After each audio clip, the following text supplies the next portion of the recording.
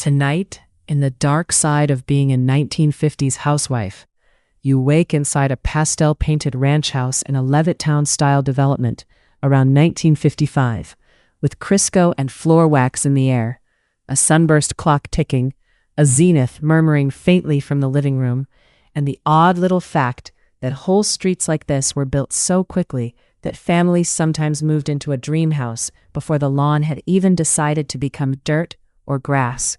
Glad you are here again, Marcia from Kingston and Megan from Nova Scotia, because you both commented on the last video and stayed until the end. Tell me where you are and what time it is for you, just like Marcia and Megan did. And if you want an easy place to drift off each night, you can like and subscribe. Have you ever felt that a day was already using up your energy before it had even properly begun? So the house simply goes on breathing around her. The bedroom holds the mixed smell of cool cotton sheets, face powder, furniture polish, and coffee, beginning its steady metal whisper in the kitchen. By the time the percolator starts its soft chattering, she is already at the bathroom mirror, pinning one stubborn curl into place. She woke before the alarm again. That was not rare. It was almost a talent now. Her eyes opened in the dark a little before 5, as if some small clerk inside her kept suburban office hours. The alarm still sat beside the bed, with its polite silver face. It would ring for Gerald if needed. It was not really meant for her anymore. Her body had learned the job long before the clock had the chance. For one blank second, she lay still and did not move. Then the list arrived. It arrived whole. Coffee, eggs, toast, lunches, socks, hair, lipstick, smile. The day came pre-written, as neat as the labels inside a pantry jar. No one had handed her the list on paper. That would have been easier, in a way. A paper could be folded, lost, or pushed under a sugar bowl. This list lived somewhere softer and more stubborn. It lived in the house itself. It lived in the clean line of the curtains. It lived in the polished dining table. It lived in the gap between what everyone praised and what no one ever quite said out loud. She turned carefully so the mattress would not speak. Gerald slept on his back, with one hand loose on the sheet. He looked peaceful in the soft blue dark. He was not a bad man. That was part of the strange problem. He believed in the house, like people believe in weather. Breakfast appeared. Shirts were clean. Children arrived at school with sharpened pencils and sandwiches wrapped in wax paper. He thought this happened because life, when properly organized, naturally arranged itself. The floor was cool under her feet. The bathroom light was a small private moon. It showed the curlers, the pale pink soap dish, the bottle of lotion, and her own face before the day had been fitted onto it. This face was not for public viewing yet. That sounds grand, but it was a plain little rule. She was meant to be seen finished. She was meant to look as though she had awakened already cheerful, already tidy, already brushed into shape. She leaned close to the mirror. There was the soft crease from the pillow. There were the bare lips. There were the eyes that looked younger when no one else was looking at them. The face itself was innocent enough. The face had simply not been approved yet. So the work began there. She removed the scarf she had slept in, carefully preserving last night's set. She reached for the brush. It made that dry whispering sound through hair that had been shellacked, coaxed, and persuaded into a style that did not happen by accident. Full hair had become part of the agreement. The magazines made it sound playful. A woman might choose this lipstick shade or that one. She might pick a page boy or a soft wave. The choice was presented like freedom in a department store window. But the rule beneath it was solid. A wife was not exactly expected to fry bacon in pearls at 6 in the morning. That would have been too much even for this century. Yet she was expected to be pleasantly arranged before the first pair of male eyes met her face. She twisted a bobby pin into place. One curl refused to obey. There was always one. It did not ruin the style. It simply reminded her that all domestic victories were partial and often secured by invisible metal. The lipstick came next, a small tube in coral pink. It gave back a version of her that the day recognized. Without it, she looked unfinished. With it, she looked responsible, which was a heavy burden for one little colored wax stick. The smile was not applied yet. That came later. First, there was powder on the nose, a dab behind each ear, and a quick look at the eyebrows. Then there was the practiced calm expression, the one that said nothing at all had been difficult. The house liked that expression best. It was a modest house, really. 2 bedrooms for the children, 1 for the parents, a living room with a good rug, a kitchen bright enough to advertise soap in, a little patch of yard waiting to become respectability. Outside, the street lay in that early gray that makes every ranch house look identical and slightly holy. Each low roofline held its own careful kingdom. Each driveway rested beside another driveway. Think of the whole development as an early sort of algorithm, each house offering a polished version of life, until the walk itself left you mildly inadequate. Somewhere beyond the curtains, Barbara next door was almost certainly awake. No one had proof. Barbara never announced such things. Yet she always seemed to exist one polished step ahead of ordinary time, with firmer jello, whiter socks, and a lawn that suggested the grass personally wished to impress her. Barbara had a look. She never said, "Your hem is crooked," or "Your casserole seems damp." She simply looked at the hem, or the casserole, or the child with one untied shoe, and then looked back at you, which was somehow more efficient. Our housewife did not wish to meet that look before coffee, so she tied on her robe, snug at the waist, and moved down the hall. The hall runner was soft in the middle and rougher at the edges. It had learned the path of her feet. The kitchen greeted her with yesterday's order. The counters were clear. The chrome on the toaster caught a weak strip of dawn. A dish towel hung from the oven handle with a sort of forced optimism. It seemed to believe in clean endings. She filled the percolator by habit. Water first, then the basket, then the coffee grounds, brown and slightly oily, measured with a hand that no longer needed to count. Soon came that steady bubbling sound, like a small machine thinking good domestic thoughts. The smell spread quickly. Coffee reached the hallway before she did. It brushed against the bedrooms and the living room. It mingled with floor wax and the sweet fat smell of Crisco from the pantry, creating the exact perfume of a respectable American morning. Then breakfast took shape. Gerald liked eggs. The children liked toast with jam on school days and cereal on hurried ones. She herself liked, in theory, to sit down and eat while hot, but that preference had slipped off the schedule years ago. She opened the icebox. There were eggs in their cardboard carton. There was bacon wrapped in paper. There was butter, milk, and a bowl of leftover peas no one intended to revisit enthusiastically. There was also half a can of tuna, waiting with patient menace. The tuna would return tonight. It always did. The tuna casserole had a funny gift for becoming something else in the mind, and then somehow remaining tuna casserole in the dish. Too watery one week, too dry the next. Once, for reasons never solved, softly orange. Gerald had eaten all versions with trust. He was not ungrateful.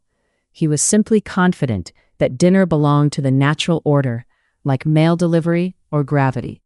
When she set the dish down, he smiled as if the universe had continued working properly. The frying pan warmed on the stove. She watched the butter loosen into a yellow pool. The eggs waited in a bowl with a little milk whisked through them. The motion was quick and quiet. Good wives, the era seemed to suggest, should be almost soundless before 7. Silence mattered here, not the peaceful kind found in woods or churches. This was the neat suburban silence where questions had once tried to grow, then found there was no very good place to put their roots. Why this first? Why always this? Why before coffee? Why before thought? The questions did not disappear exactly. They simply lost their chairs. They stood around awkwardly while toast popped and children called for socks. After a while they learned not to interrupt. On the windowsill sat a thin stack of recipes. One card held the tuna casserole in blue ink. Another held tomato aspic, which looked cheerful in magazines and sad in real bowls. A third suggested ham baked with pineapple rings, as if dinner required jewelry. The ladies' home journal would arrive on the 1st of the month. It came like a friendly aunt who owned your schedule. It told women what sort of apron to wear, what sort of smile to offer, and what sort of home smell might reassure a tired husband. A lifestyle influencer, really, with 4 million readers and no comment section. She had read it, of course. Everyone did. One read it for recipes, ads, curtains, and the faint hope that someone might finally explain why perfect homes always looked so relaxed. The answer, as usual, involved more effort than the photos admitted. The eggs began to set at the edges. She stirred them softly with a wooden spoon, not too much. Gerald liked them tender. The toast went in. Bacon would make too much smell and too much noise today, so she saved it for Saturday. Before the eggs were done, she had already started the lunches. That was the proper order. Breakfast for now, lunch for later, dinner in the mind.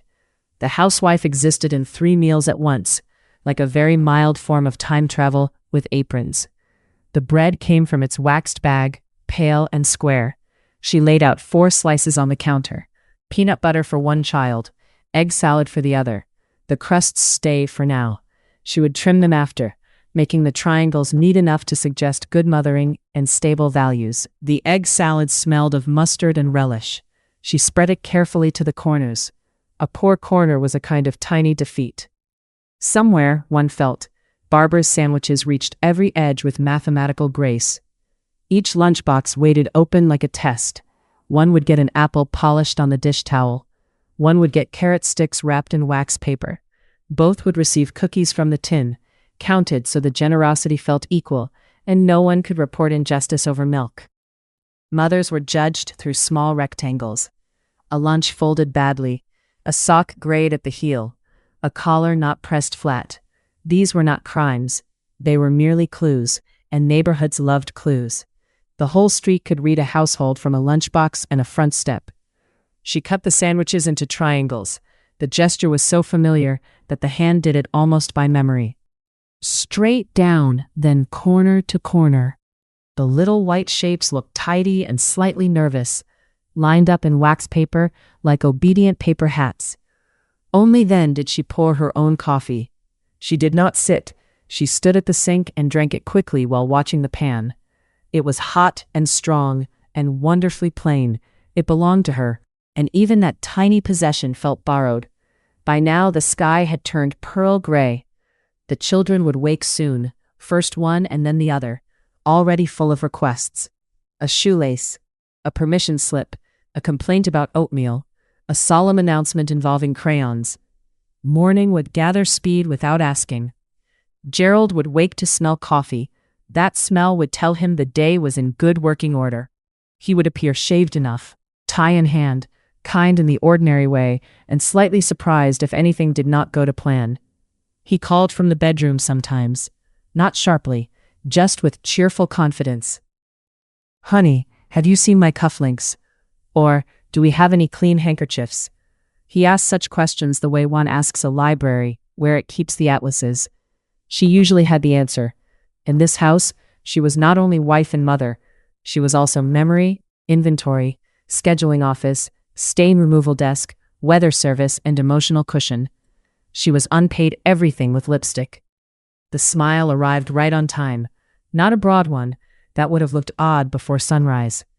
This was the small, calibrated smile meant for the first domestic encounter, pleasant enough to confirm that all systems remained normal. Normal was the great suburban costume. Normal meant the beds made tight. Normal meant children scrubbed behind the ears.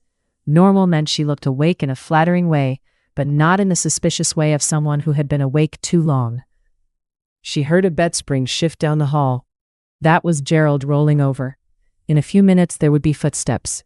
Before then, she wiped the counter, checked the mirror above the telephone, and pressed her lips together once to set the color. That little telephone mirror worked hard. It had watched sales calls, invitations, weather reports. Tears quickly blotted away, and the monthly call to her mother with only the most polished version of events. Even reflective surfaces understood discretion in this house. When Gerald entered, the room would tell a story. The coffee would be ready, the eggs would be soft, the wife would look composed, the children's lunches would already be wrapped. No one would see the dark bedroom face, the hasty pinning, or the first questions turned back at the door. This was the trick of effortless living. It was not effortlessness at all. It was effort performed early, privately, and with enough skill that by breakfast it had vanished, leaving only the appearance of ease. She set the plates out now, one for Gerald. Her own plate stayed in the cupboard a bit longer, as if waiting for official permission to exist. The forks chimed softly against the counter. In the living room, the zenith gave off a faint, tinny murmur. It had likely been left on low the night before. The sound drifted through the doorway like a neighbor talking in another apartment. It made the house feel occupied, even when it felt strangely hollow. Hollow was not a word used in magazines. Magazines preferred words like bright, efficient, charming, and modern. Hollow would have wrinkled the whole page. Hollow suggested that a woman could stand in a lovely kitchen and still feel not quite accompanied by her own life. So hollow remained unnamed. That was often how it worked. Anything awkward became nerves. Anything heavy became tiredness. Anything persistent might one day be mentioned to Dr. Whitfield, who had 19 minutes, a prescription pad, and the era's version of asking whether she had tried being less stressed. He would pat her hand kindly. He would say she needed more rest, as if rest were stored in the linen closet. He might recommend vitamins, fresh air, or not taking little things too much to heart. Little things filled the entire house, but Dr. Whitfield was not here at this hour. At this hour, there was only the stove, the coffee, the neat triangles, and the shape of the day closing around her like a well-ironed dress. Dresses, after all, had structure. So did lives. Upstairs, a child coughed. Then came the padded steps of small feet. The family was beginning to rise into the morning she had already arranged. Soon, the rooms would be loud with requests, milk, shoelaces, and the useful chaos of other people's needs. She moved faster without seeming to move fast. The jam jar was opened. Spoons were set. Napkins were folded. A glass was filled with orange juice. Another was half filled because one child would never finish a full one, and leaving it full felt like failure. There was an art to appearing unhurried. It involved knowing where every object belonged. It involved turning suddenly without dropping anything. It involved making work vanish while still in the act of doing it, like a stagehand dressed as a mother. A robe belt brushed her hip as she crossed the linoleum. Soon she would change into a house dress. That would happen after breakfast but before the beds, or perhaps after the beds but before the grocer, depending on whether the children tracked jam onto anything important. Even clothing had a timetable. Nightgown for sleeping, robe for secret labor, house dress for visible labor, better dress for errands, apron over all of it when grease threatened. A woman changed skins all day and was praised for looking the same. The children entered sleepy and warm, hair flattened on one side, pajama cuffs wrinkled. One asked what was for breakfast while staring directly at it. The other wanted a red pencil that had vanished with all the mystery of state secrets. She answered gently. She always did at first. There was still enough quiet inside her for gentleness before the rush took its tax. She set down plates and wiped a cheek with her thumb and tucked a tag back into a collar. This, too, counted as being presentable. The children were expected to face the world as polished little extensions of the household. Clean fingernails, matching socks, lunch in order. If one button was wrong, somehow the mother had been seen. Barbara's children, of course, looked ironed. No one knew how. Children are not cloth. Yet hers appeared at the curb each morning with miraculous smoothness, carrying lunch pails that suggested careful planning and perhaps a private treaty with dirt. Gerald came in buttoning his shirt cuffs. He kissed the air near her cheek, warm and brisk, then sat down before the plate that had waited for him with practiced devotion. "Smells good," he said, and he meant it. That was the tender part. He did not ask if she had eaten. He assumed she had or would, in the same general way one assumes the ashtray has been emptied and the towels know where to go. The house had many mysteries, but he trusted her to remain in charge of all of them. She placed the eggs in front of him. They were just how he liked them, soft and pale, not browned. Toast stood beside them in a rack. Butter softened in its dish. Jam caught the light red as a tiny church window. Then she sat for a moment at last. Only a moment. A mother in this era often sat, the way soldiers in old films snatched brief rests, alert and ready to rise again. Her toast had gone from crisp to merely obedient. Still, there it was, a chair beneath her, cup in her hand, the sound of children chewing, Gerald unfolding the paper, the sun easing over a street of nearly identical roofs. The day had begun without asking whether she wished to vote on it. And in the small silence between one request and the next, the unasked questions waited, where they always waited, neat as the lunch triangles, folded away in wax paper. The front door shuts at 8:15, and the whole ranch house seems to inhale and then hold it. Gerald has gone downtown with his hat and briefcase. The children have gone to school with peanut butter on their breath. Now the rooms sit in their places and listen to themselves. The sunburst wall clock ticks like a tiny supervisor over the breakfast nook. The kitchen still smells of toast, Crisco, and floor wax from yesterday evening. A damp ring from Gerald's coffee cup marks the table for exactly 3 seconds. Then your hand moves over it with a dishcloth. The ring disappears as if it had always been impolite to exist. That is the morning trick of the housewife. Not cleaning a mess exactly, but erasing evidence that living happened here at all. The magazines call this homemaking in a warm, smiling voice. It sounds like a hobby with curtains. In practice, it is a set of small vanishing acts. A spoon is washed before its tea stain can grow ideas. A bed is made before the blankets can confess that someone slept badly. A hallway is swept before a child can be proved to have muddy shoes. By 9 o'clock, the house already looks respectable. By 9:10, it must look as though it woke that way naturally. So the work begins again on things that do not need it. The same counters are wiped with fresh hot water and soap flakes. The chrome on the toaster gets a quick polish with the corner of your apron. The salt shaker is turned, so its clean side faces outward. You shake crumbs from a tablecloth that held almost no crumbs. You smooth the vinyl seat cushions until the seams lie straight again. The vacuum comes out after breakfast, even when the rug is barely offended. It leaves those meat-striped lines that mean someone cares. The lines matter more than the dust. They are proof for any passing eye that the machine has been used.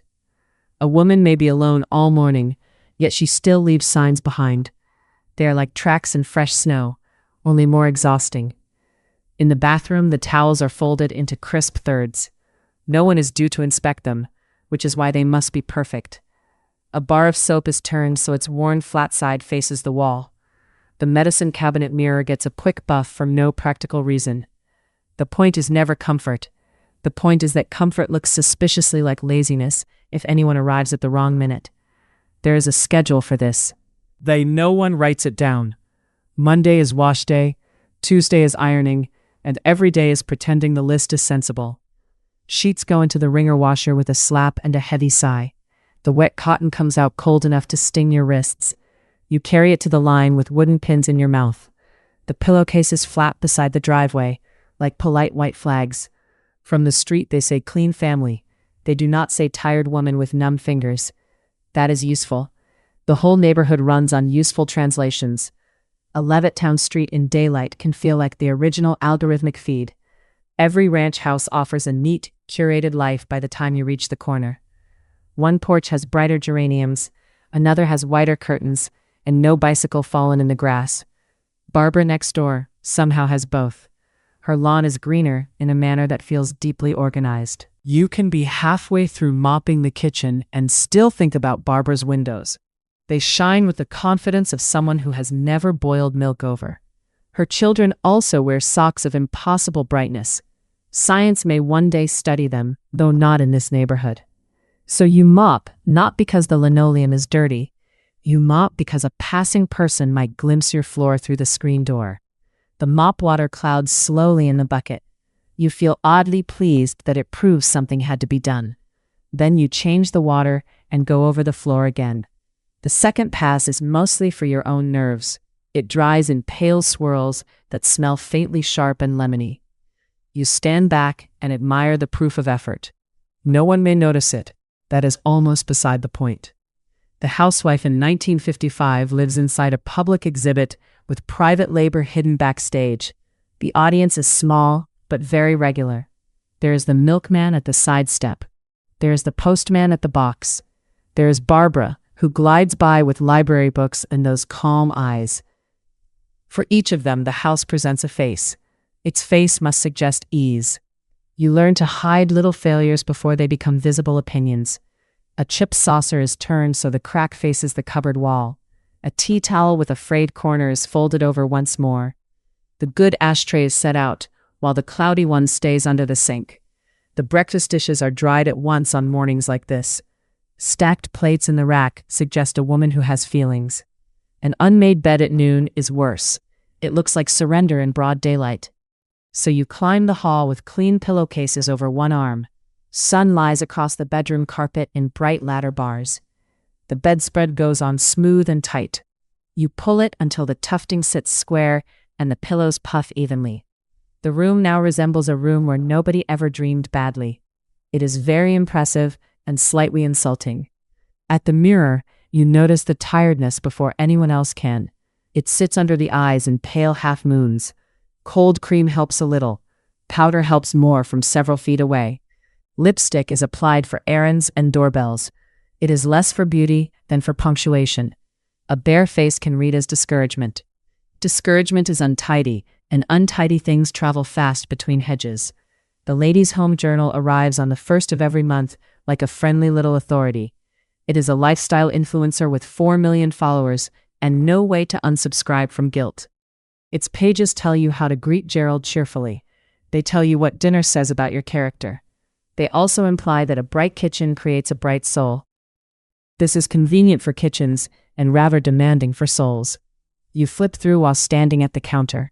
A smiling woman in pearls removes a roast from the oven without visible strain. Her apron has no stains and no opinions. Yours has both by 10:30. A doorbell rings and your whole body straightens before your thoughts do. It is only the postman with 2 envelopes and a catalog. Still, you smooth your hair. Still, you smile as if he has interrupted a pleasant little hobby. He hands over the mail and glances past your shoulder. He sees polished wood, a bowl of wax fruit, and no sign of weariness. This is a tiny victory. It lasts until the door clicks shut. Then the silence returns and spreads through the rooms again. The living room is tidy enough to seem a bit unoccupied by humans. The Zenith television sits dark until afternoon, with its rounded screen reflecting the couch. Even switched off, it has the air of knowing everyone's business. From the kitchen, you can hear only the clock and the refrigerator motor. The sound is thin and patient. Loneliness in a suburban ranch house is not dramatic. It is more like hearing your own footsteps too clearly at 11 in the morning. You carry a basket of folded laundry into the bedrooms. Each room holds a shape of the person who just left it. There's a comic book under a bed. There is Gerald's tie draped over the chair back, like a thought he forgot.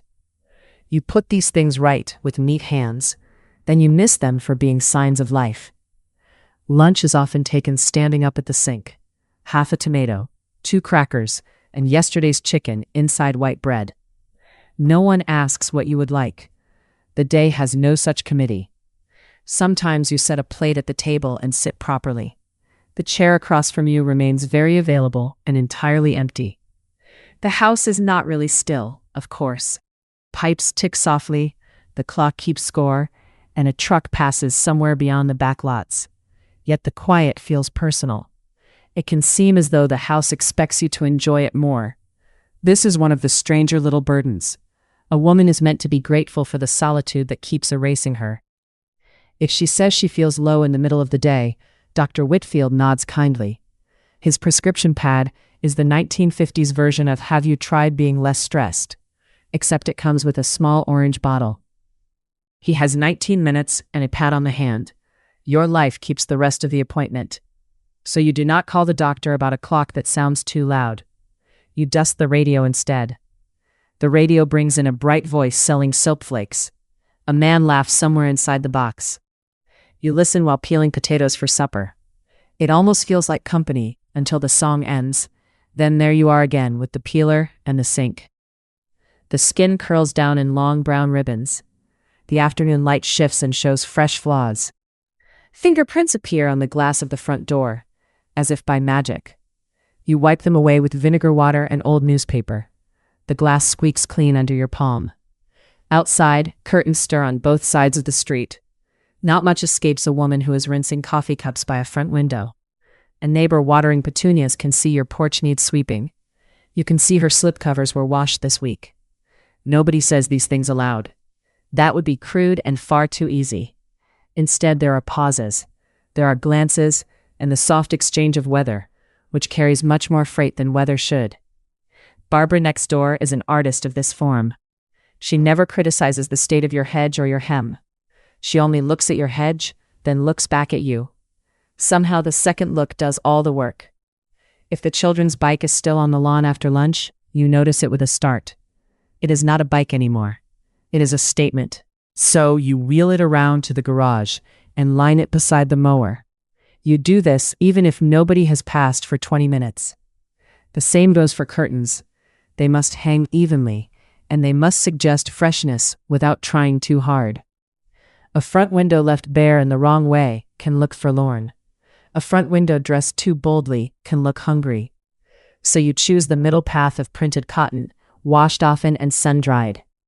Domestic respectability is mostly a matter of hems. Visible work counts more than hidden strain. A woman bent over flower beds earns more credit than one thinking worried thoughts indoors. This is why some chores migrate toward windows and porches. You dust near the front room before dusting the back bedrooms. You shake rugs where the street can hear them. You polish the brass kickplate on the front door with determined little circles. The neighborhood likes signs of cheerful industry. It prefers not to know what mood powered them. By 3 o'clock, your face is arranged for possible visitors. Powder is renewed, and the apron is changed if the first one looks defeated. The milk bottles are brought in with a bright nod for the delivery man. He gets the version of you with easy laughter. The postman gets the same model if he returns with a parcel. It is a very reliable model and takes constant maintenance. Barbara may appear at the hedge holding a bowl or a question, her jello mold set firmer than local building materials. You meet her with a smile calibrated to neighborhood expectations, warm enough to seem kind, cool enough to protect your soft spots. She asks whether you are trying a new supper tonight. You say yes in a tone that implies command rather than desperation. In truth, the tuna casserole waits on the counter with uncertain intentions. Last week it was watery, and Tuesday it turned mysteriously orange. Today it looks dry around the edges and damp in the center. It will still be carried to the oven like a promise. Barbara does not need to see the mixing bowl. She does not need to know you tasted the sauce twice and still do not trust it. What she sees is a tidy kitchen and a woman who seems companionable. This is the approved local fiction. After she goes, you stand for a moment at the sink. The clock ticks above the phone, and the phone does not ring. There is a special kind of ache in performing cheerfulness for people who never asked whether cheer was easy. It sits quietly under the ribs and learns your schedule. You rinse lettuce for the salad and lay out tomato slices in a circle. Small order helps when larger order feels imaginary. The children will soon blow back through the door with papers and noise. Gerald will come later with office air on his coat. By then, the house must look effortlessly ready for all of them, not freshly wrestled into order, but naturally obedient. That means the ironing board is folded away before anyone sees it. The damp rag goes under the sink, and the mop bucket is emptied. The living room regains its magazine pose. Cushions are plumped, lamps are straightened, and the rug lines are refreshed with quick strokes. The house then gives off that familiar hush of staged comfort. It feels like a magazine spread and a very well-decorated trap. Gerald will likely remark that the place looks nice tonight. He means it kindly and with complete innocence. He may not notice the second scrubbing of the floor or the turned chip saucer. He assumes homes are like sunsets and simply happen. So you smooth your skirt and check the lipstick in the hall mirror. You practice the small, bright face that says the day was nothing much. Outside, engines begin to murmur on the street as men come home together. Inside, the casserole bakes with private uncertainty. The clock keeps ticking above the polished kitchen. The house looks calm, and the calm has taken all day. If someone peered through the window now, she would see order, dinner, and a woman standing ready. She would not see the long, empty hours that taught the scene how to behave. The waiting room smelled of rubbing alcohol, damp wool coats, and the last brave breath of somebody's mint gum. You sat on a vinyl chair that sighed a little when you shifted your knees. A fish tank bubbled in the corner with the bored patience of office furniture.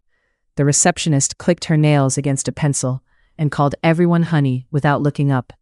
There were magazines on the low table with crisp pages and smiling women on every cover. Their aprons were spotless, their lipstick behaved, and their casseroles never seemed to weep sadly at the edges. The Zenith television murmur from the front room at home felt very far away here. When your turn came, Dr. Whitfield's nurse weighed you, wrote numbers, and tied the paper gown strings briskly. The room was cold in the determined way of all examination rooms. A metal tray held a tongue depressor, cotton balls, and the promise of being taken seriously for perhaps 40 seconds. Dr. Whitfield arrived with cheerful speed and a watchful glance at the clock behind your shoulder. He asked if you had been sleeping well, then answered himself before you could begin. He had 19 minutes for the morning, and your unhappiness was expected to fit inside 4 of them. You told him about the tiredness that did not feel like plain tiredness.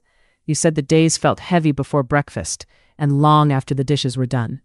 He nodded in a mild, practiced way, as if you had reported drizzle on a Thursday. The strange part was how quickly a feeling became a category once a doctor named it. A woman could arrive with a fog in her chest and a tight jaw. She could leave with a phrase like housewife syndrome and no clearer map than before. That phrase sat on the desk like a folded napkin nobody wanted to unfold. It sounded official, which was useful, and vague, which was even more useful. It made a whole life of sameness seem like a small misfire of the nerves. Sometimes the phrase changed its hat and called itself suburban neurosis instead. That one had a little extra polish and a faint smell of pipe smoke. It suggested that split-level homes and automatic washers had somehow produced feelings too modern for plain sadness. Outside, the development looked neat enough to reassure a postcard. The ranch houses sat in tidy rows with pastel doors and clipped grass. Think of it as the original algorithmic feed, each lawn curating somebody else's perfect Tuesday. Barbara next door existed in this system like a very calm form of weather. Her hedge was square, her children were brushed, and her jello mold set with military confidence. She never said a cruel word, which somehow left more room for the eyebrows. A woman might notice her own complaints sounding thin in such bright surroundings. She had food in the cupboard and curtains with cheerful cherries on them. The sunburst wall clock ticked honestly, which made her own restlessness seem like a private defect. So she learned to bring symptoms that sounded respectable. Headaches were respectable. Palpitations were respectable. A feeling that one had been turned into the unpaid manager of every sock, crumb, mood, and casserole was harder to chart neatly on paper. Dr. Whitfield preferred the respectable kind and handled them with smooth efficiency. He listened to your heart for 7 polite seconds and asked about your monthly cycle. Then floated toward words like tension and hormones. There was a ritual to it, almost cozy in its predictability. A woman mentioned loneliness, and it became nerves. A woman mentioned anger, and it became fatigue. A woman mentioned despair, and somebody somewhere dusted off the word hysteria like a family heirloom. Hormones did a lot of work in those rooms. They explained tears, irritation, dizziness, and the powerful wish to sit in the car alone. If a feeling could be linked to an internal tide, then no one needed to inspect the shore. He might suggest more rest with the serene confidence of a man who had never chased a toddler while basting a roast. He might ask whether you were getting out enough, as if errands counted as leisure. He might pat your hand and look relieved when you stopped trying to explain. Then came the prescription pad, neat and pale, sliding forward like the answer in a schoolbook. The paper tore. Suddenly, the problem had become small enough to fit inside a pharmacy bag.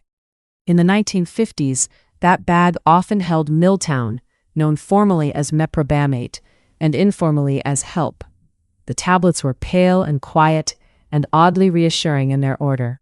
They promised calm in the way linoleum promised easy cleaning, with less poetry and more marketing. Later, Valium would arrive with smoother manners and an even cleaner medical smile. But the rhythm was already set by then. A woman described a life that pinched in every direction, and medicine offered a chemical cushion for the bruised feeling. Nobody needed to say that the remedy suited the times very well. It did not rearrange the marriage or shorten the workday or summon a second adult to scrub the tub. It merely softened the edges enough that a woman could keep moving through them. And so women learned a strange new sentence about themselves. They were not unhappy exactly. They were nervous.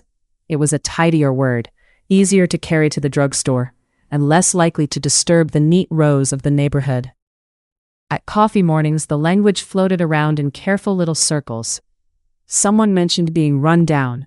Someone else mentioned strain. No one said with any comfort that the house felt like a very well-decorated trap with floor wax. Even the magazines helped polish the idea until it shone. The Ladies' Home Journal arrived on the first of every month, like a friendly order from above. It was essentially a lifestyle influencer with 4 million followers and absolutely no comments section. It told you what a happy kitchen smelled like and how a good wife should greet the evening. It suggested better icing, brighter curtains, and a more understanding attitude toward male fatigue. It was amazingly skilled at making a woman feel behind schedule before lunch.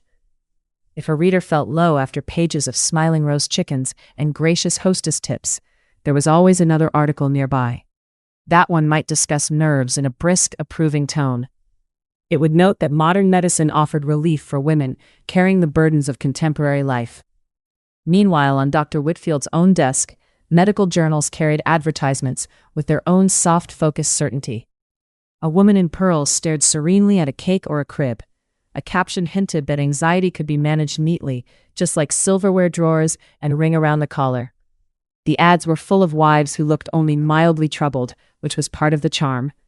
No one appeared miserable enough to alarm the reader. They looked simply overburdened, attractively pale, and in need of a pill before guests arrived at 7. Drug companies had discovered a market hidden inside polished kitchens and suburban driveways.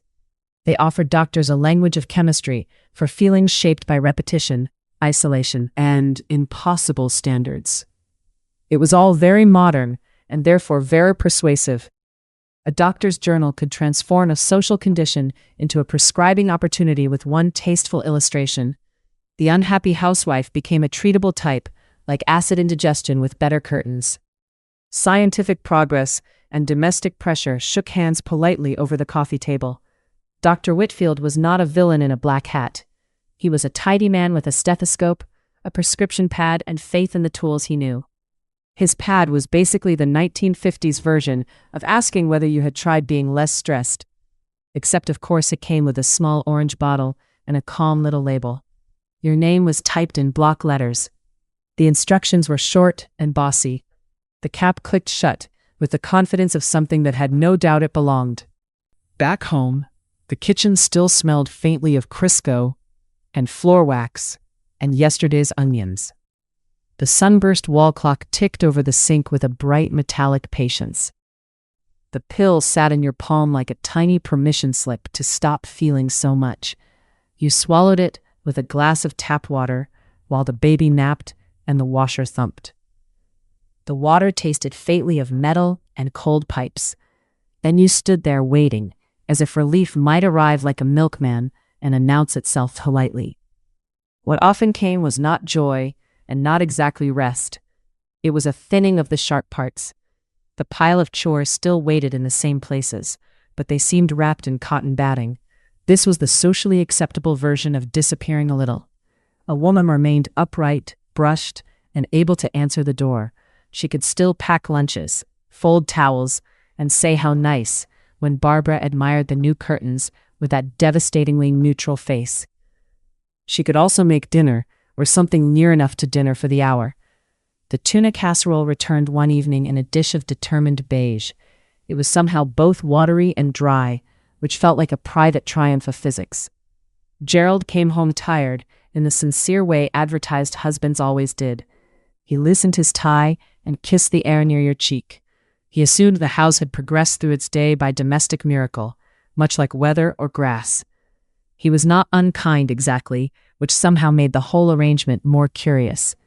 He thanked you for supper and noticed the children looked clean. He never asked what it meant to manage every mood in the house while pretending not to have one yourself. The medicine fit this arrangement almost too neatly. It did not make a woman unable to function. It made her functional enough. There was a great deal of praise available for that particular state. Functional enough meant the beds were made, though perhaps not tightly at the corners. Functional enough meant cupcakes for school, with only one batch over-browning while you stared at the timer. Functional enough meant smiling at the grocer and remembering, eventually, why you had gone. Some women felt pleasantly calmed by it, and some felt blurred around the edges. Some grew sleepy in the afternoon and moved through chores as if underwater. Even the silverware drawer sounded farther away when opened, which was not entirely unpleasant for a while. The strangeness was that numbness could pass for peace when the culture wanted peace so badly. A quieter woman looked, from the sidewalk, like a contented woman. A woman who asked fewer questions seemed easier to describe at Bridge Club. No one on the block needed to know that quiet sometimes arrived from a pharmacy. They only saw washed windows and casseroles delivered to church suppers. The outer life remained magazine-ready enough to keep the story going. If the medicine worked, it worked by lowering the volume on the protest inside. The protest itself was never invited to speak in full sentences. It was enough that supper appeared at 6, and the children wore socks that almost matched. Barbara's socks, naturally, were whiter, but perfection was her hobby, and perhaps her blood type. You had your own standards, which lately included staying vertical until bedtime. In some eras that counts as success, and this was very much one of them. The refill process was almost comically efficient. You told the receptionist you were still nervous. Dr. Whitfield signed the chart, and a fresh bottle appeared with hardly a ripple in the afternoon. There was seldom a long talk about boredom, isolation, or the way every room seemed to require something from you. No one asked how often you sat down without a task in your lap. No one wondered what happened to ambition when it met waxed floors and social rules. Money was another quiet fact tucked beneath the cushion covers. Many women could not easily leave, argue, or even spend without explanation. Yet the official trouble remained inside their bodies, where it was neat, feminine, and billable. That was the clever little trick of the era. A structural problem entered the clinic as a private symptom. It left as a personal disorder, softened by tablets, and filed under treatment rather than circumstance. Millions of women accepted that bargain because there were not many words waiting elsewhere. If everyone around you praised the life and doubted the feeling, then the feeling learned to apologize. The bottle, at least, did not ask whether you were grateful enough, and sometimes there was relief in having any name at all for the heaviness. A diagnosis, even a foggy one, can feel like a handrail in the dark. It tells a woman she is not imagining the weight, even if it mislabels the furniture. By evening, the television hummed tinny from the living room, and the children tracked crumbs across the clean floor. Gerald rustled the newspaper and asked what Dr. Whitfield had said. You could answer with one easy word, which was nerves, and everyone understood exactly enough. Then the sunburst clock carried the house toward bedtime, with its bright, steady ticking. The dishes dried in their rack, and the orange bottle waited in the cupboard beside the aspirin. In that quiet kitchen, the cure looked simple, which was the strangest part of all. On the 1st of the month, the mailbox gives a small metal sigh and delivers your newest set of instructions.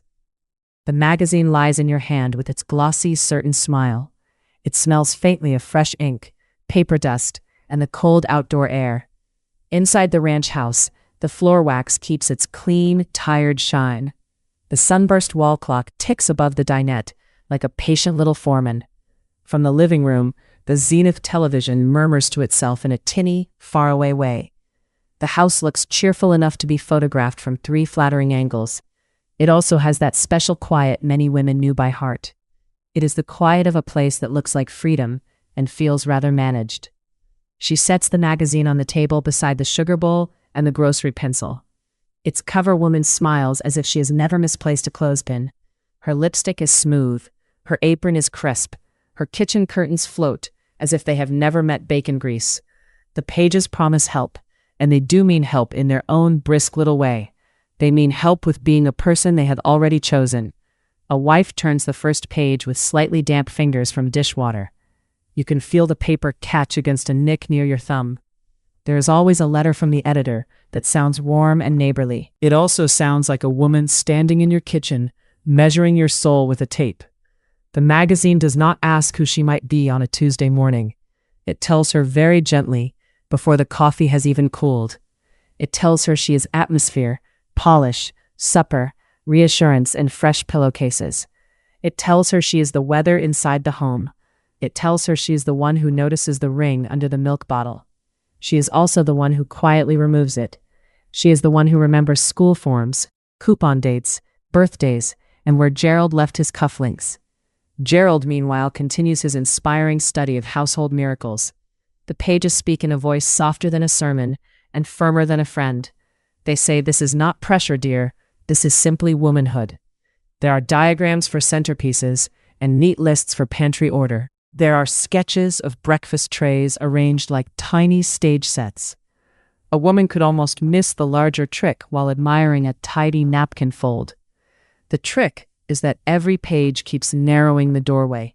There is a model wife for mornings and another for evenings. There is even a suitable mood for 7:45, just before Gerald's key turns. The key itself becomes a kind of small bell in the day. The magazine hears it long before the lock does. By noon, it has advised the right shade of cheerfulness for greeting him. Not too eager, and never too tired, and certainly never too real. That is the cleverness of it. It presents personality as housekeeping with earrings on. Her own thoughts begin to seem untidy beside the printed certainty. Private wishes look almost rude next to a drawing of proper drapes. If she once imagined another kind of life, the pages do not mention it. They prefer a better casserole dish and a firmer smile. The Ladies' Home Journal was a lifestyle influencer with 4 million followers and no comment section. It also had no button for muting the guilt during nap time. So the magazine becomes less a pastime than a mirror with opinions. It reflects a woman already edited for publication. The advertisements understand this game beautifully, and they play it with polished nails. They never shout, because a whisper can sting longer. A detergent ad shows a woman holding a shirt like a moral victory. The collar is bright enough to suggest salvation by soap flakes. Another page presents a cape with 7 layers and a halo of frosting. The message is not merely, "Bake this cake." The message is that someone else has already baked it better. Her husband smiled wider. Her children stood straighter. Her floor perhaps glowed from inner virtue. A tube of lipstick promises poise during difficult afternoons. A bottle of floor cleaner promises admiration from guests who glance downward.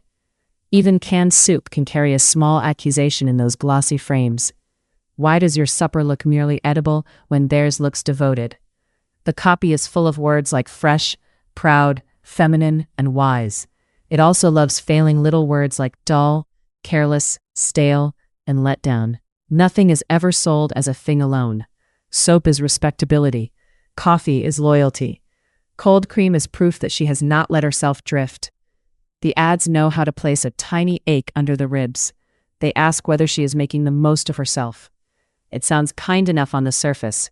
It means that somewhere, somehow, she is probably disappointing a man with toast. Barbara next door could have stepped directly from those pages without wrinkling the paper.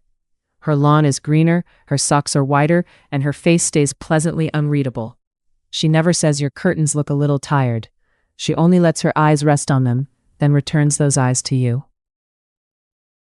That look could sell 100 boxes of detergent by itself. It could also curdle cream at 20 paces.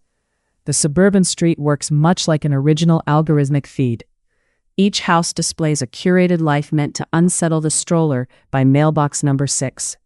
One ad suggests that a wise wife checks hem lengths before her husband notices. Another warns against serving yesterday's leftovers without clever disguise. A third presents mouthwash as the guardian of romance at breakfast. It is a heavy burden for one minty swish. The shame in these pages wears pearls and speaks in excellent posture. It never says failure directly, because a raised eyebrow is more efficient. Aspiration comes wrapped in pastel colors and chrome appliance shine. It looks harmless, like sherbet in a clean dish. Yet every bright page implies a dim little opposite. Somewhere outside the photograph waits the inadequate wife, still in her house shoes. She has lint on her skirt and a spot on the stove hood. Her roast may be late, and her smile may not be correctly calibrated. The magazine keeps her near like a ghost in the margin. It never fully names her, because everyone already knows her address. Advice columns sit deeper in the issue, like a parlor where troubles are received and sorted. The letters arrive scented with anxiety and good penmanship. Dear editors, my husband seems quiet at dinner. Dear editors, I feel tired and cross by evening. The answers are calm, practical, and wonderfully one-sided. They suggest a new hairstyle, a warm greeting, softer lighting, and less talk about your own fatigue. If he comes home silent, perhaps he needs peace. If he seems distracted, perhaps she should keep the children cleaner and the ashtray emptier. If she feels lonely all day, the answer bends strangely away from loneliness.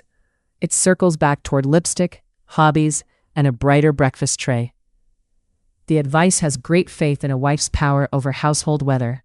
It has much less interest in whether rain might also fall on her.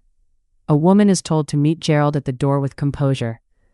The article does not mention that she has already met 3 tantrums, 2 spills, and 1 repairman. It tells her to protect his evening from petty worries. Her own worries are treated like crumbs to brush discreetly into her lap. There are suggestions for tone of voice and suitable first remarks. There are even hints for the ideal room temperature at reunion hour. Open a window before he enters. Freshen your face. Lower the radio. Have his slippers near, but not in a needy way. A wife reading this can almost hear the script pages turning. She is cast as stage manager, leading lady, and unpaid crew. Gerald is not a villain in this arrangement. He is simply moving through a world that irons itself around him. He assumes supper appears because supper time has arrived. It seems as natural to him as dusk. The magazine supports this belief with cheerful diligence. It treats his moods as weather systems she must track with skill and grace. Her own moods remain oddly uncharted. They drift off the page like steam from a pot no one mentions. If she does mention them, there is always Dr. Whitfield with his kind nod. His prescription pad is the 1950s version of being told to try less stress, only with an orange bottle. He has 19 minutes and a firm trust in nerves. He does not seem to suspect the wallpaper may also be involved. Back at the table, the recipes begin their quiet work of judgment. They arrive framed by parsley and confidence. A casserole is never just dinner in these pages. It is evidence, arranged in a baking dish. A good wife, the captions imply, has a hot meal waiting without visible strain. The rolls should be warm, and so should her expression. There are timing charts for roasts and cheerful sidebars on thrift. There are molded salads in colors that nature wisely abandoned. The famous tuna casserole appears again, pale and determined beneath its crumb top. This month it has somehow turned a faint, almost philosophical orange. You stir condensed soup, canned tuna, peas, and noodles in a yellow bowl. The spoon scrapes the side with a sound as lonely as a station platform. The recipe assures you it is hearty, modern, and a family favorite. The pan entering the oven does not look fully persuaded. Even recipes come with moral shading. Shortcuts are praised if they serve the family better, not if they serve the tired woman stirring them. Convenience foods are sold as tools for gracious living. The grace is meant for others. There is deep meaning hidden inside a covered casserole dish. It says she thought ahead, she planned wisely, and she cares in casserole form. The magazine rarely says she may be bored by Wednesday's menu. It never wonders whether she would rather eat toast standing up with a library book. Instead, it offers miracle gelatin rings with suspended fruit and mayonnaise notes. They wobble with the solemn dignity of a church bell made of dessert. Barbara next door can get hers to set in perfect ridged serenity. Yours leans slightly left, as if reconsidering its life choices. Still, the table must be laid with mats and folded napkins. The forks must shine, even if the sole feels somewhat less polished. When Gerald comes in, his key gives its little evening click. You place the casserole before him with the same bright steadiness every time.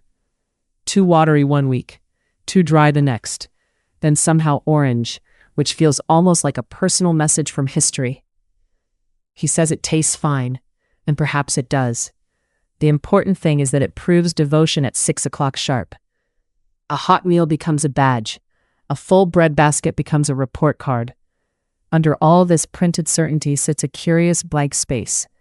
It is shaped exactly like a woman's interior life.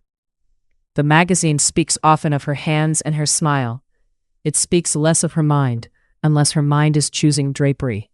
It praises efficiency, charm, tact, and nice grooming under pressure. It does not linger over thought for its own sake.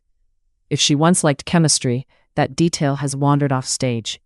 If she wrote stories in school, the pages have misplaced them behind an apron ad.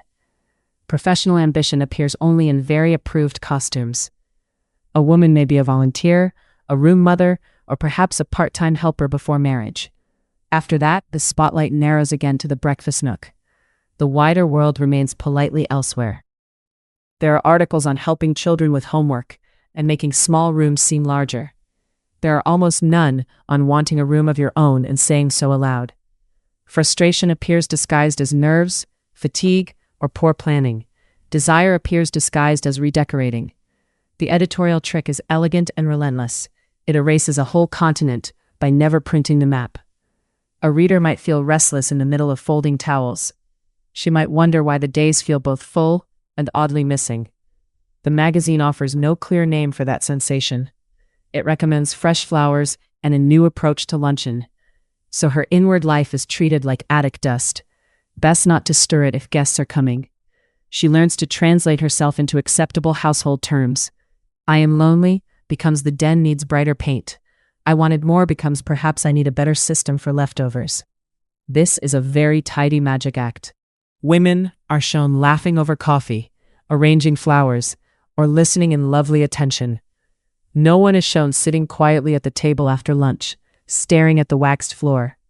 No one is shown wondering whether this polished life fits like a borrowed dress. The silence around those thoughts becomes part of the training. If no page names them, perhaps they are not quite proper thoughts. Yet they exist in the gap between the clock ticks. They exist while the washer churns and the baby naps and the television murmurs from the other room. They exist when the magazine lies open beside the salt shaker. Its pages gleam as if certainty were a household finish. A woman smooths the paper flat and studies another's smiling face. She notices, perhaps without saying so, how little room there is inside that smile. It is meant to be warm, pretty, capable, and endlessly available. It is not meant to ask for much. So the magazine becomes a friendly instruction manual for a self that never quite breathes. It is helpful in the way a tight shoe can be called supportive. Month after month, the issue arrives right on schedule. It tells her who she is before she can try on another answer. Outside, the street sits neat in its evening order. Inside, the house smells of Crisco, floor wax, and the faint remains of orange tuna casserole. The sunburst clock keeps its patient ticking over the sink. Gerald rustles the paper in the living room, while the zenith hums along. She gathers plates and stacks them in warm water. The magazine waits on the table, glossy and serene, ready to help again next month. It will return with more smiles, more counsel, and more cheerful little verdicts. It will remain strangely certain about a woman it never fully meets. And there, in the soft clink of dishes and the settled suburban hush, lies the odd darkness of it. Not thunder, not tragedy, just 1,000 bright pages explaining, with great confidence, how not to belong to yourself. By 3 p.m, the street looked as neat as a row of iced cakes. Each ranch house sat low and polite beneath the same mild sky. Each driveway held its proper car. Each hedge seemed clipped by a committee. Inside your own house, the floor wax still gave off its soft, sharp smell. Crisco lingered from lunch. The sunburst wall clock ticked above the phone with a patience that felt personal. From the living room came the faint, tinny murmur of the Zenith television. It sounded as though another family lived inside the cabinet. Sometimes that seemed almost useful. The houses matched so closely that a child could wander into the wrong one and only notice at supper. The curtains were alike. The front steps were alike. Even the potted geraniums seemed to be following instructions.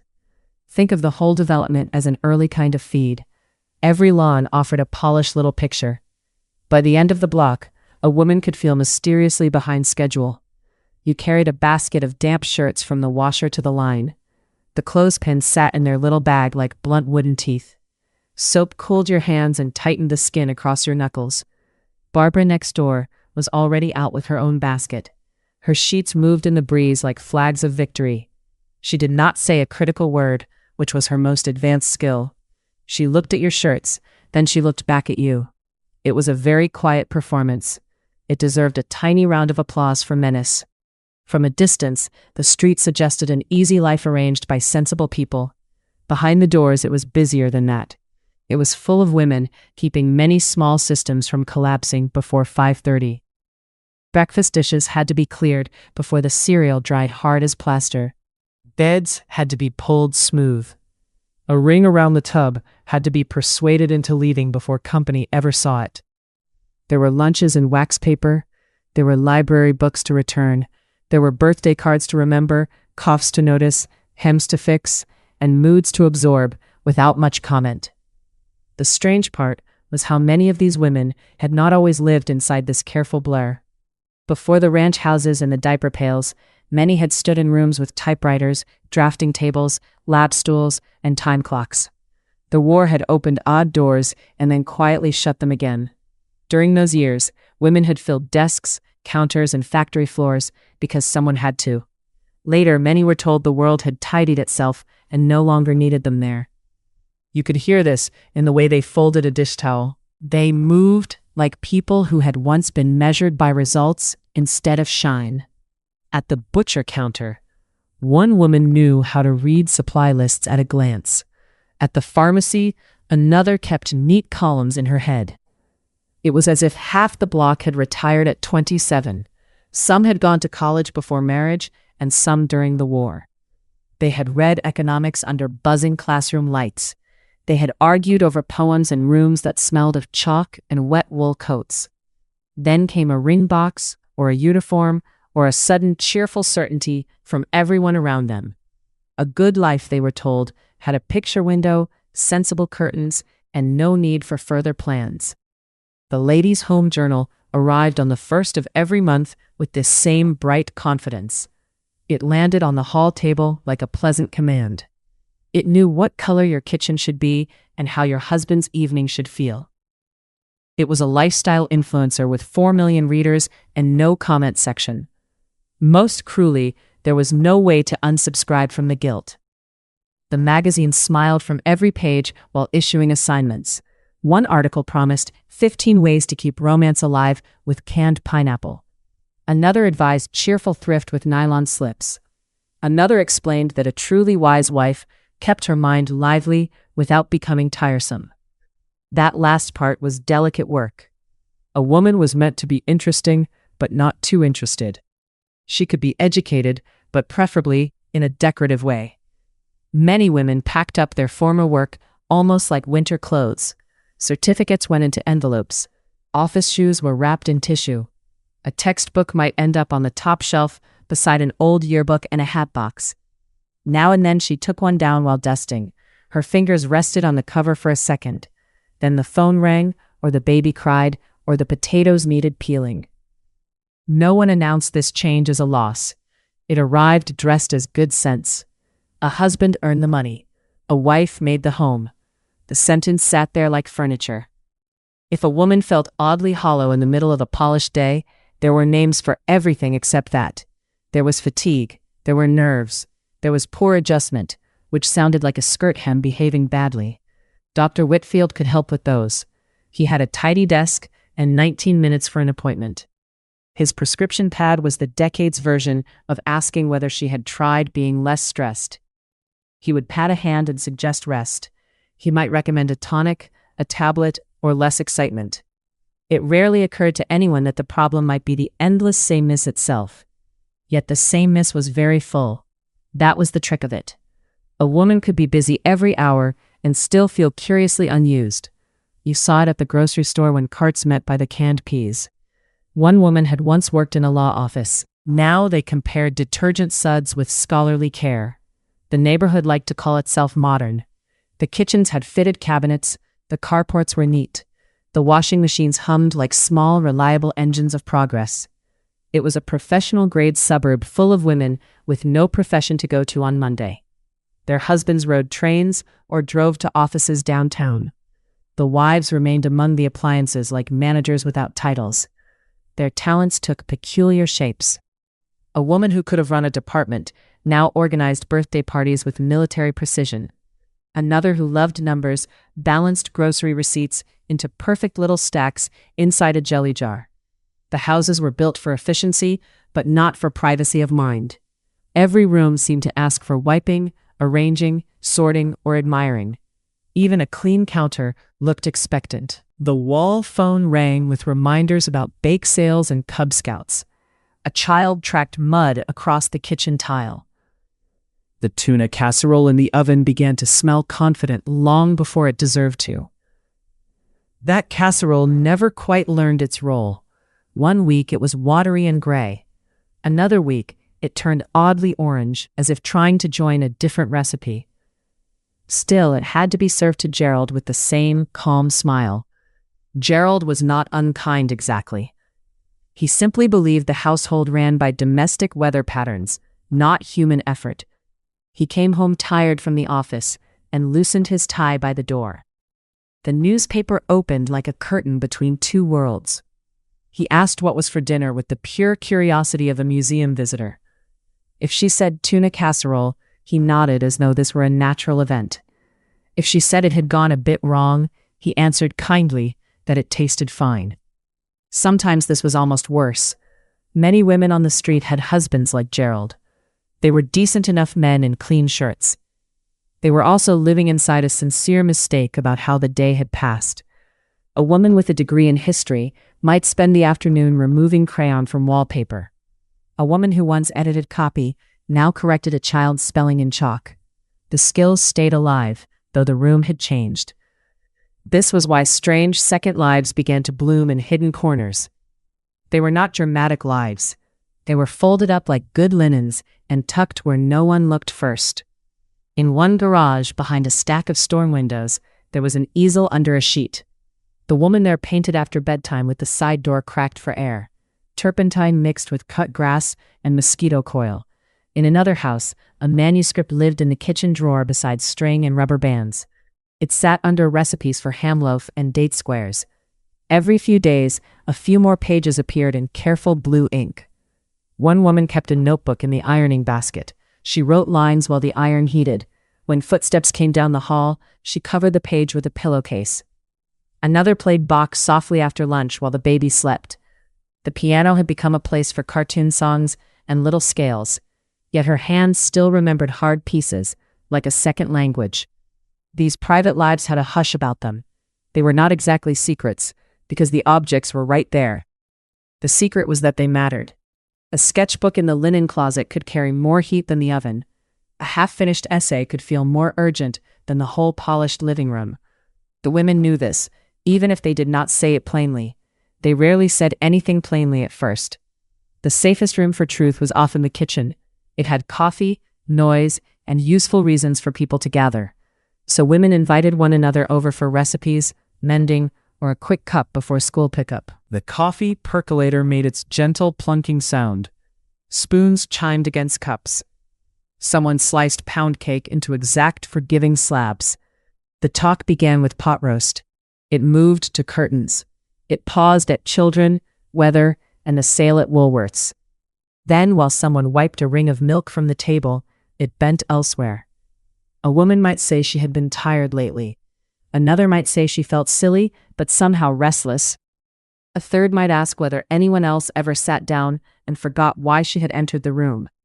These were small words for large feelings. They came out covered in domestic wrapping, like contraband inside a casserole dish. Even then, everyone glanced toward the window. The kitchen table did a great deal of this quiet work. Its surface held sugar grains, magazine circles, and faint knife marks from 1,000 ordinary meals. It also held thoughts that had nowhere smarter to go. At one table, they discussed whether college had been wasted on them. At another, they laughed too long over a recipe card, because laughing was easier than naming the ache beneath it. Napkins were folded and unfolded into little paper fans. They were careful because care was expected everywhere. A complaint could sound ungrateful. A sharper thought could sound unwomanly, which was a useful word for stopping conversation before it started. So they learned a kind of code.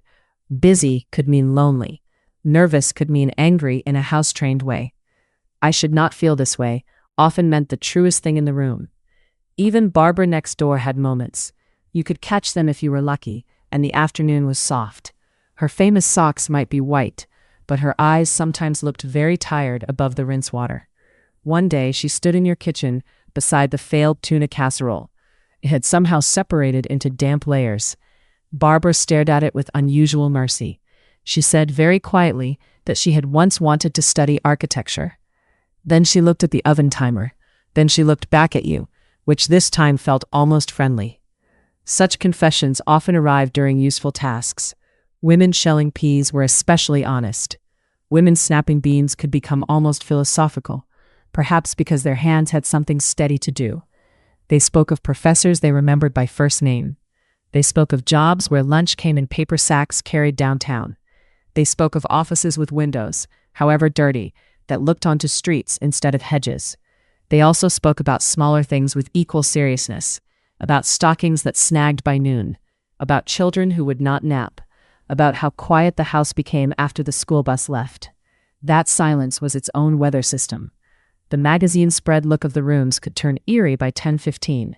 A polished house sometimes felt less like success than a display case. You could hear the refrigerator cycle on. You could hear the clock tick. You could hear your own shoes on the linoleum and wonder whether this counted as having a life. Some women found each other through church groups or bridge clubs. Some met at nursery school doors. Some only discovered the others by accident when one sentence fell out at the right time. Later, a few women began asking more direct questions. They asked them in questionnaires, in letters, and in interviews over coffee or at cramped desks. They wanted to know why comfort and emptiness could share the same address. One of those women was Betty Friedan. She had gone to college herself and knew the look of a bright mind with nowhere to stretch. She started listening to other women with unusual patience. She listened to women in developments very much like yours.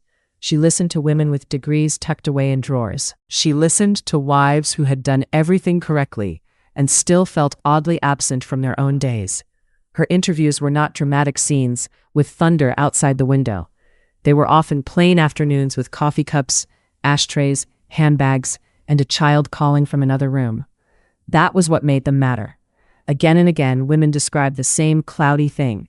They said they loved their children. They said their husbands were decent men. They said the house was fine, and then sat there with tears of confusion they had not scheduled. The feeling had no neat label yet. It was not exactly sickness. It was not exactly boredom. It was more like waking every day inside a costume stitched from praise. Friedan later gave it a phrase that lasted. She called it the problem that has no name. The words were simple, which helped, because the feeling was too slippery for anything grander. Once named, the old hush around it shifted a little. A woman could read the phrase and feel her shoulders lower. Another woman, somewhere else, had known the same odd hunger. This did not make the dishes disappear. It did not improve the tuna casserole. It did not cause Gerald to arise from the sofa and say he suddenly understood unpaid labor in full. The next morning still brought cereal bowls, laundry, and a ring in the bathtub. Barbara still had impossible Jell-O standards. The Ladies' Home Journal still arrived like a smiling hall monitor with curtain advice. Yet names can be small, useful things. They are like labels on pantry jars. They do not cook the supper, but they stop you from mistaking sugar for salt in the half-light. So the secret life behind those identical doors was not one single scandal. It was quieter than that. It was 1,000 women noticing that their thoughts had not vanished just because the roast was in the oven. They noticed while ironing collars crisp and flat. They noticed while pushing a hoover over the rug fringe. They noticed while shaking out diapers, sharpening pencils, or cutting the crusts from sandwiches into tidy moons. Some did nothing with the thought beyond holding it for a moment. Some wrote it down on the back of an envelope. Some carried it to another kitchen table and set it there between the sugar bowl and the cigarettes. By evening, the street returned to its practiced picture of ease. Porch lights clicked on in order. The men came home.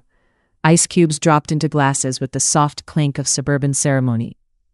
Inside, women set out meatloaf, peas, rolls, and the occasional heroic casserole. They asked about the office. They listened to school stories. They smiled with a skill so polished it almost counted as upholstery. Then the dishes were washed. The children were tucked in. Gerald fell asleep to the low hum of the Zenith and the day's paper sliding off his lap. and she stood for 1 extra minute in the kitchen, hand on the counter, hearing the clock tick. Somewhere up the street, another woman stood in her own bright kitchen the same way. The houses matched, the thoughts inside them did not. The children are finally asleep, with one sock on a chair and one glass of water beside a bed. In the living room, Gerald has settled into his chair with the evening paper folded under one hand.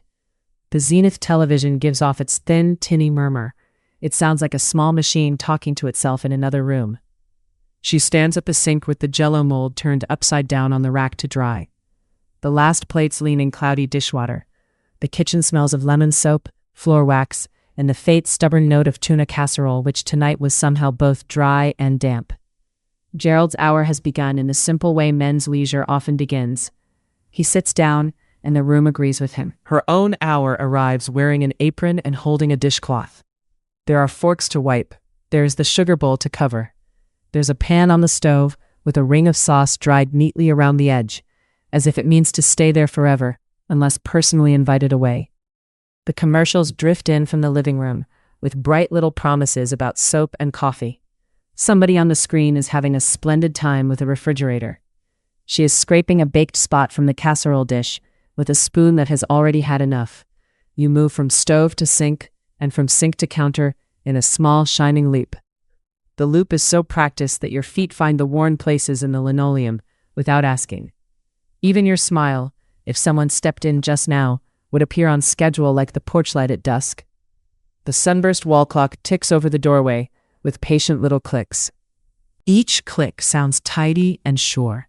It is the sound of a life arranged into boxes and labeled in a careful hand. There is comfort in the order of it, which is the strange part. The cups go back on their hooks. The waxed paper goes into the drawer with the string and the spare birthday candles. The counters shine with the pale, hard gleam of work completed for no audience at all. Gerald laughs once at something on television. The laugh comes easily. It floats down the hall while she wipes the table twice, although once would likely do, and a third time would feel even better. Nobody has told him to ignore the labor still moving quietly through the house. He is not cruel. He simply lives inside the sincere belief that dinner ends when plates leave the table, and socks become white through a process too blessedly dull to study. A house like this can look finished from the sofa.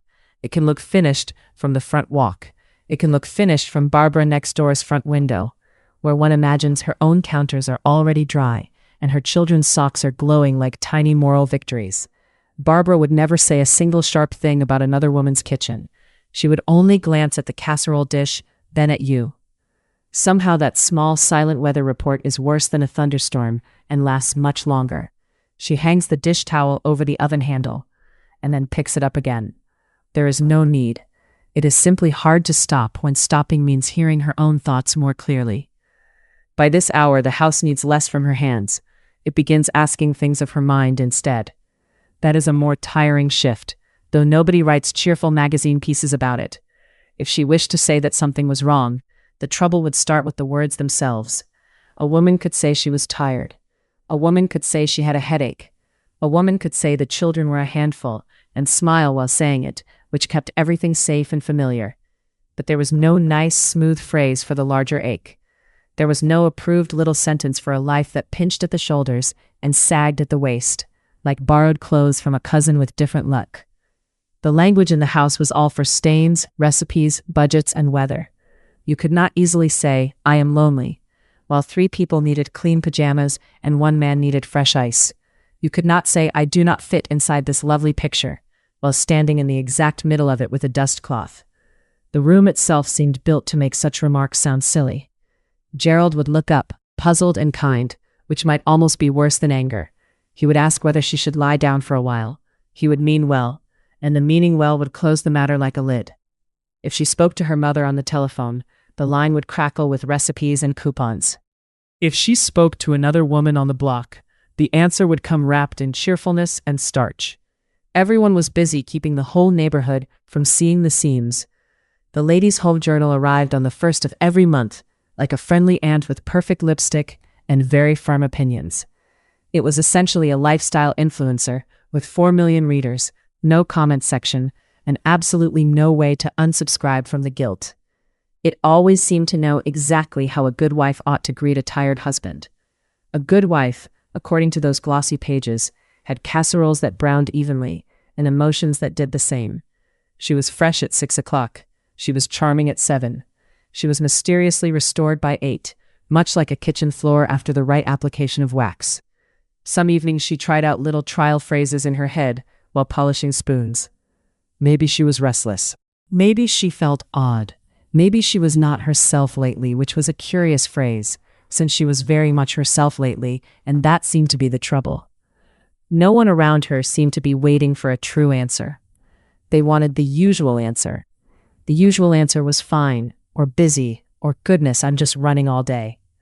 The house falls very quiet once the silverware is in its drawer and the refrigerator door is shut. Quiet can be a sort of mirror. It reflects what noise kindly hides. From the top drawer of the sideboard, she keeps a packet of stationery with pale blue edges. The paper smells faintly of dust and perfume from a sachet gone weak. Once in a while she takes out a sheet and sits at the table as if she means business. The letters always begin plainly enough. Dear Helen, or Dear Ruth, or sometimes Dear Anyone, though that one never gets far. Then the pen hesitates above the page while the clock goes on ticking like a small judgment made of brass. She does not write dramatic things. She writes about the laundry line freezing stiff in winter. She writes about standing in the supermarket aisle and suddenly wanting to keep walking straight through the back door and on into another life where nobody needed liver on Thursdays. Then she reads the page and feels embarrassed by her own honesty. The paper seems too white for such thoughts. She tears the sheet into narrow strips and drops them deep into the trash beneath potato peelings and coffee grounds.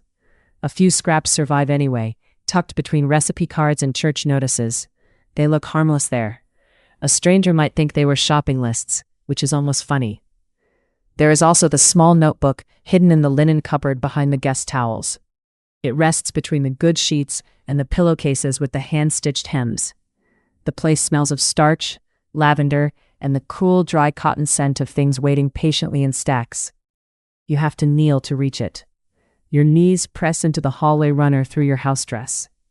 The linen door must stay half closed while you write, so the whole act feels like plotting a very gentle crime. The notebook contains no grand secrets, only small true ones. Today I was tired before noon. Barbara's Jell-O held its shape better than mine again. Gerald asked where the clean shirts were while standing directly beside the clean shirts. On the page she can be exact in a way speech never allows. She can admit that the children's questions, though dear, can peck at a person like birds after long enough. She can write that she sometimes hears her own name all day and still feels strangely unseen. The hidden journal has no advice to give back. That is part of its comfort. It does not recommend a better casserole topping or a more cheerful shade of lipstick for daytime morale. He would likely call it overthinking in a very polished tone. His prescription pad was the 1950s version of Have You Tried Being Less Stressed? Except it came with a little orange bottle and a gentle pat on the hand. He had 19 minutes for an appointment and enormous faith in the female nervous system's talent for causing trouble. She had sat once on the crinkly paper of his exam table and tried to explain the tiredness. Not body tiredness, not exactly. More like the sort that gathers behind the ribs while the coffee percolates. He nodded, as if hearing a weather report he had expected. He asked whether she was getting enough rest. This is the sort of question that can only be asked by a man who has never tried resting, while also remembering milk, hems, library books, and birthday invitations. So the notebook remains in the linen cupboard, hidden among towels folded to military neatness. It waits there all day, while the household makes use of her in cheerful little pieces. A sandwich here, a button there, a listening face everywhere. Morning needs begin before her feet touch the floor. A child cannot find one shoe. Another dislikes oatmeal because today it is touching the spoon in an offensive manner. The toast burns because the phone rings just when the bread turns the color of regret. By noon, someone wants a snack, a signature, a bandage, or a ride. The vacuum bangs the baseboards like a bad-tempered dance partner. The washing machine hums in the basement with the steady confidence of a creature that has no idea it is not helping enough. Gerald's needs are softer around the edges, though they take up more space than he knows. He needs dinner at the hour called dinner. He needs shirts in the closet and ice in the tray and the sort of calm expression that suggests the home is running beautifully under his respectable roof. He is not a tyrant from a picture book. He thanks her for meals. He kisses the top of a child's head on his way to the paper. He simply assumes the emotional weather of the house is another utility, like gas or water, managed somewhere out of sight. That is the lonely trick of it. She is surrounded from dawn to bedtime by voices that know exactly what they want from her. Yet almost no one asks what might be wanted by the woman carrying the pot roast to the table. You can spend a whole day being necessary and still not feel companioned. Need is not the same as company. Dependence is not the same as being known. Sometimes the telephone rings just as she sits down with a sandwich crust and a cup of reheated coffee. A neighbor wants the number for the dry cleaner. The school wants volunteers for the bake sale. Life comes through the receiver in little polite demands, each one perfectly reasonable on its own. The suburban street itself performs the same trick. Every ranch house offers a bright square of lawn, a polished car, and curtains arranged with modest skill. It is the original algorithmic feed, really, showing a curated version of everyone else's life, until the walk home feels faintly inadequate. In the afternoon, she may stand at the front window and see Barbara carrying in groceries with serene efficiency. Even the celery in Barbara's bag seems to have a plan. One almost expects her tuna casserole to emerge from the oven with a college degree. Back inside, the rooms glow with cleanliness that does not quite soften the edges of the day. The children's crayons are back in their box. The sofa cushions are fluffed.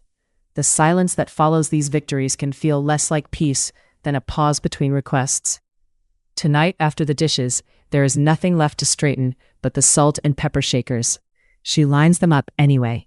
One has a tiny chip at the base, hidden carefully toward the wall, like a family secret. She lowers herself into the kitchen chair at last and folds her hands in her lap. The house dress pulls a little across the middle.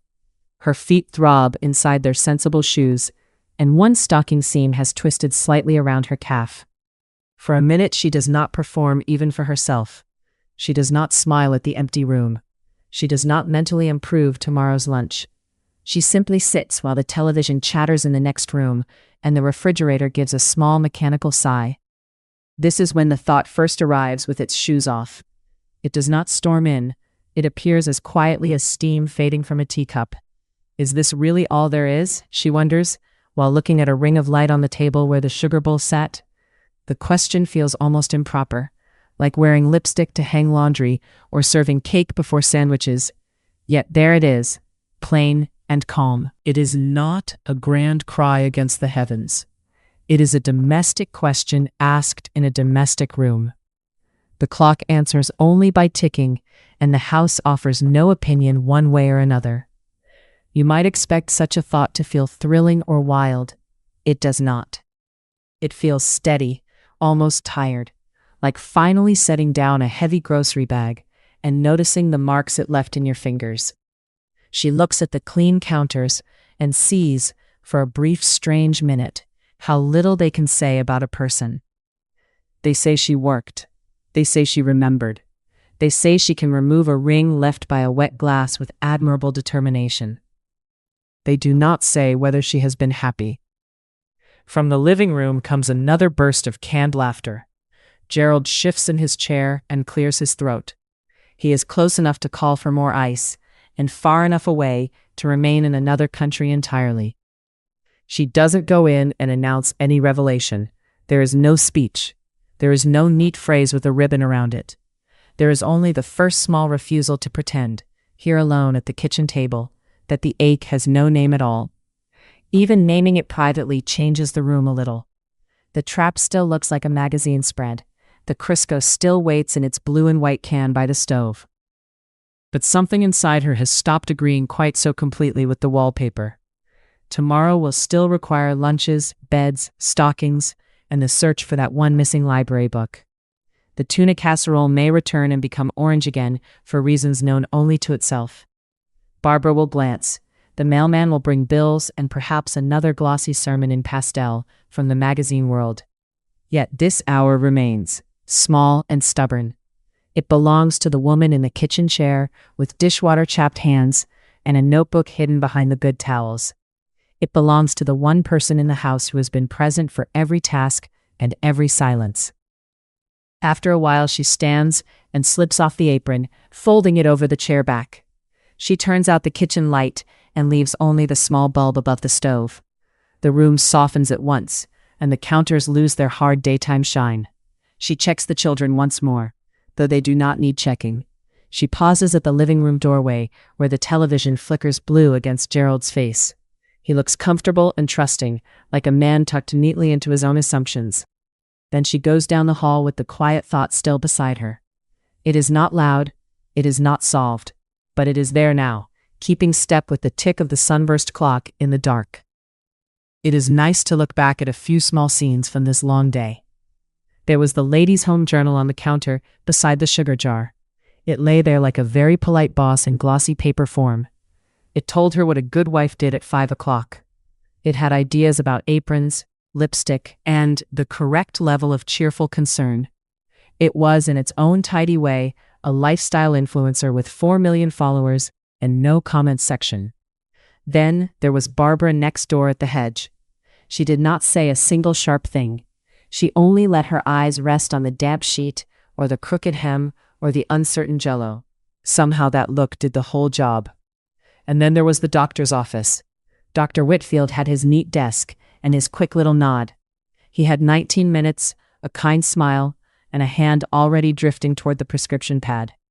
He heard the word tired and made it sound like a private fault of the nerves. He treated a whole life like a small chemical weather report. After that came the kitchen again. It always came back to the kitchen. The tuna casserole appeared once more in its usual unsettled form. It was neither one thing nor another. It was a little wet at the edges and a little dry in the middle. It may even have gone faintly orange, for reasons known only to itself. Still, it was placed on the table with that careful, steady smile.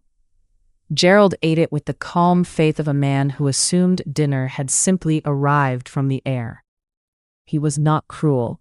He was only living inside a story that told him comfort was natural and endless. All evening the sunburst clock kept up its little tick from the wall. The zenith murmured from the living room in that thin, faraway way. The house smelled of Crisco and floor wax and warm plates.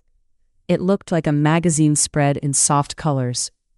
It also felt, in quiet moments, like a very well-decorated trap.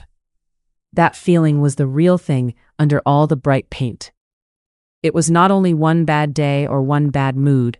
It was the slow weight of years spent performing a self that did not quite belong to her. She smiled when a smile was expected. She soothed Gerald before he knew he needed soothing. She kept birthdays, socks, appointments, curtains, lunches, and the invisible weather of the whole family. She was wife, mother, cook, cleaner, shopper, decorator, nurse, scheduler, hostess, and unpaid everything. She was also meant to do it all, as if it took no effort at all. That was the odd little trick of the age. The work had to be endless, but the worker had to look untouched by it. Her own wants had a way of being folded small. They sat in drawers with old report cards and bits of ribbon. A thought about school might live beside the tea towels. A wish to write might wait under the grocery list. A wish to be alone for one plain hour might hover over the sink with the steam. Many women learn to call this feeling nerves, or tiredness, or just one of those spells. They used the small words that were available at the time. Often they said these things over coffee at kitchen tables. They said them while snapping beans, or pinning hems, or waiting in the car outside school. They said them in careful voices, because it was hard to complain about a life that looked so lucky from the curb. Yet those soft little talks mattered. History later drew a clear line from them. The line ran from suburban kitchens to the second-wave feminist movement. It ran from private restlessness to public words. It ran from one woman saying, "This cannot be all," to another woman saying, "I thought it was only me." In time, some women broke through in ways that history could easily notice. Some published books and articles under their own names. Some went back to school. Some ran for school board, then city office, then larger rooms with microphones and folded hands. Some packed a suitcase and walked out the front door. Some kept the marriage and changed the terms a little at a time. Some never got that chance at all. Some stayed exactly where they were, and no reporter came by to write down their names. Still, their lives were part of the same story. Their patience was not small. Their endurance was not ordinary, even when the work looked ordinary. They carried whole decades on polished floors and tired feet. They kept children fed and shirts smooth and something like hope alive in themselves. They learned to make room for a secret self, even if only in scraps. A page read after midnight was a scrap. A class taken once a week was a scrap. A vote, a letter, a job, a firm no, a private thought that did not ask permission, all of it counted. That is worth holding gently tonight. Not every woman became famous. Not every woman wanted to. Many simply endured a narrow script with far more strength than anyone properly thanked them for. And perhaps the most peaceful image of all is the last one. The dish is set down at last. The counter is wiped one final time. The whole neat house is breathing in the dark. She stands in the kitchen alone for one small moment. Then her finger finds the switch. The kitchen light clicks off. At last, one part of the day belongs only to her. Now the street has gone quiet, and the pastel houses seem to sink softly into the dark. The night feels warm and heavy around the little ranch house, and the tick of the clock grows gentler as everything settles. At last, the tuna casserole dish has been rinsed and turned upside down to dry, which is more composure than it showed at supper. May your dreams be free of jello molds that won't set, doctors who reach for the prescription pad before you finish your sentence, and neighbors named Barbara. May your dreams be free of tuna casseroles that are somehow both too wet and too dry, sunburst clocks that never move fast enough, and magazines that know exactly who you should be. May your dreams be full of questions you are absolutely allowed to ask. Thank you for listening. May your thoughts rest easy, and good night.